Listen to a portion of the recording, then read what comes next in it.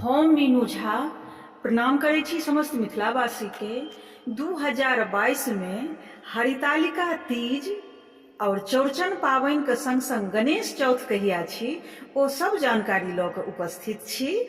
अहाँ सबसँ साझा करल जा रहल छी हरितालिका तीज के, चौड़चन पावनि के और गणेश चौथ के बहुत बहुत शुभकामना, बधाई सब गोटे के। तो सुनल जाओ अपने लोकनि ई जानकारी।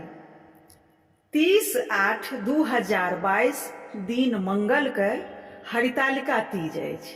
ओही दिन चौड़चन पावनि सेहो अछि, जे अपना मिथिला के प्रसिद्ध पावनि अछि चौड़चन, ओहो 30 तारीख के अछि।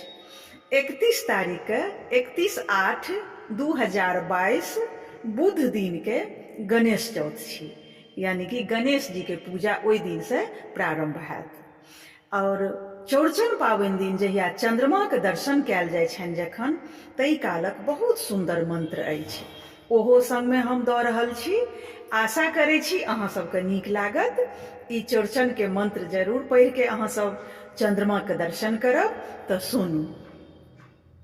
रूपम देहि जयं देहि भाग्य भगवान देहि में, धर्मान देहि धनं देहि सर्वान कामान प्रदेहि में, सर्वान कामान प्रदेहि में, सर्वान कामान प्रदेहि में। ई छल चंद्रमा के दर्शन करे कालक मंत्र। चौड़चन दिन जे चंद्रमा के दर्शन करब तऽ ई मंत्र पढ़ि के जरूर सब गोटे दर्शन करब, ई आग्रह अछि। धन्यवाद। जय मिथिला, जय मैथिली।